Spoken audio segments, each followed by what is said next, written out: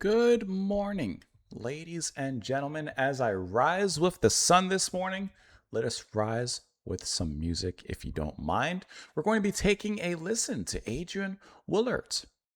I hope I'm pronouncing this correctly. We're going to be listening to the piece, this track, this performance. Hold on, let me pull it up. It's long. It's skipping on my thing. Lauda, Jerusalem, A8, or Dominum. We're giving a listen to this because it was suggested and sponsored by Sylvain. Sylvain, thank you so much for the request and for sending this one in.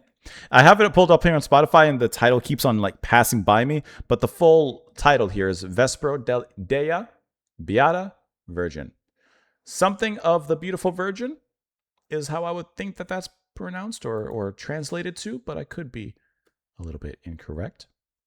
It says here that it is a celebrated Renaissance vocal work originally published in his 1550 collection, I Sacri I Santi Salmi. Probably once again butchering that. Let's go ahead and dive into it, though. One thing we won't butcher is what I can't affect, and that's the music. So let's go ahead and play it. We'll talk about it after. Lauda Jerusalem Dominum. Lauda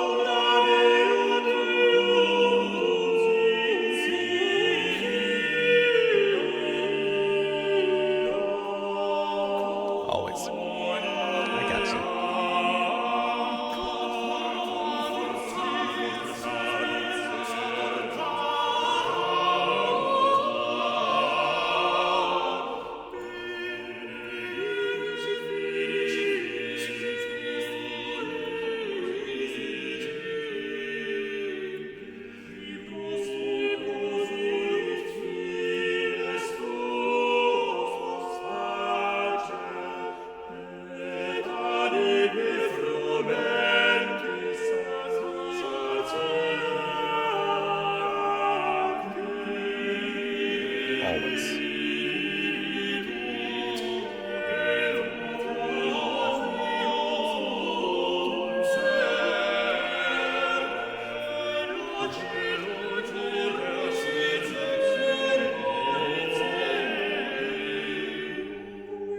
It's very quick resolutions here.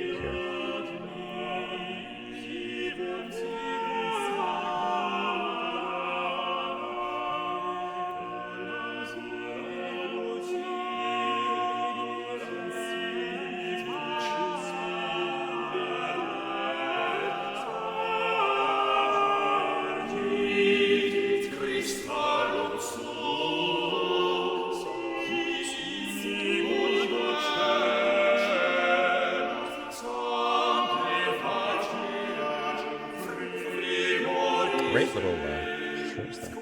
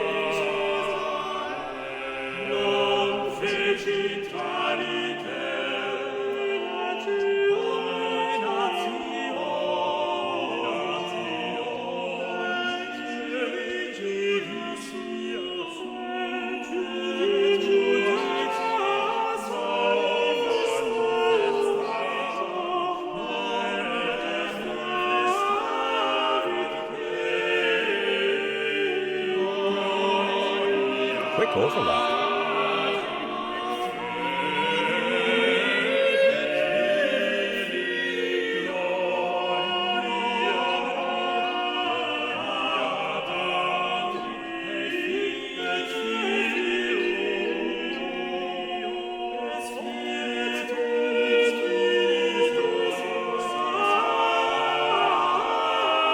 It's nice.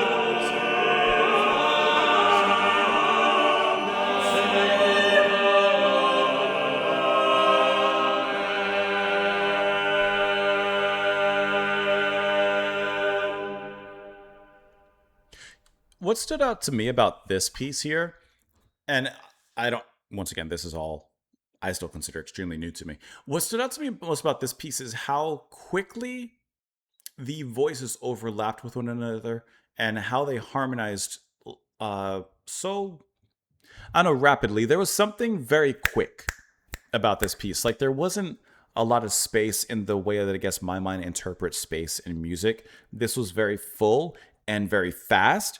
And this is going to sound silly, and I know this is going to sound silly, but I'm going to say it anyway. This felt like rock music in this style because it was so filled. Their vocals really never had rest or breaks or moments of pause. It was just constant overlapping and working towards one another. There was a foundation built with voices, and then it kind of starts from here, starts coming up, and the other ones start coming down, and it's creating this DNA pattern of, what does DNA stand for again? Something nucleic acid, where it's just like constantly going over, under, and rethreading itself and sewing itself within each other. And the voices are constantly in this particular ebb and flow. And there's some really nice vibrato, and there's some cool trills that are brought in here as well that feel really nice and kind of raise the music. And as soon as one wave of vocals is raised, another one comes and sweeps under it with the deeper baritone voice. And I thought that that was really cool how it all flows. This feels like a nice river of melody and vocals to listen to. I will say, I don't think it stands out as much as some of the previous pieces that we've heard. I think that this is a nice piece, but see, like now the music isn't as new to me. So I'm starting to get like, I guess, kind of used to it. And so now I'm kind of picking favorites out of the piece that we've heard. And this, I'm like, okay, cool. It sounds nice. It sounds good, but it doesn't quite hit those highs that we've hit in some of these other pieces now. So now I think I'm finally getting to that good point where I'm like, okay, I'm beginning to understand. Maybe not educational wise the music, but you know, I'm listening for enjoyment and I'm enjoying this. But now I'm searching for those highs.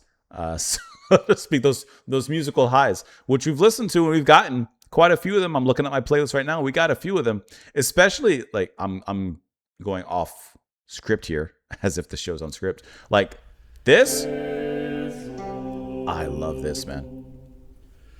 Right here, like the drift up in that voice. I don't know, there's something about it, but I'm getting off topic. But like this is nice. But it's just nice. It doesn't quite hit that big high for me. Let me pull it back up here. Why isn't it playing? Pull it back up. There we go. And I think partially it's because I'm used to hearing some of these similar motifs that are happening here. But getting back to the positive, see how their voices just mesh incredibly well with one another? And there's a little bit of an after effect. I won't go as far as to say singing in the round, but like right there is that little like follow up right beneath. It's almost like a vocal echo of the music there. See, there is kind of a singing in the round effect that also kind of merges into a harmony at certain points as well. Actually, it is. Yeah, they're kind of always chasing after one another on the back end there. Huh. I didn't notice that on first listen, but now as I'm kind of like going back into it a little bit. But see how it's like a constant movement and a constant momentum in this track. I can't help but see, you guys can't see it, but on my Spotify, like I'm looking at the track listing, and at the bottom on Spotify, it always recommends like other albums or songs or whatever it might be. And there's an album called Early Music Bangers. Early Music Bangers. It's a lot. There's a lot on this album. Oh my goodness. I'm sorry, it just got my attention. Early Music Bangers, and it has like metal, like early 80s metal, like kind of font. It's kind of interesting. But yeah, I thought that this piece was nice. It doesn't hit those high highs to me, but I think that it's a nice, fluid, and melodic listen with this one. You let me know what you all thought down below in the comments. As always, Sylvain, thank you so much for the recommendation. Thank you for sending the request in. I truly appreciate that. Hope you guys enjoy the rest of your day. Thank you for being here. Come back tomorrow, and I will see you all then. Bye, guys.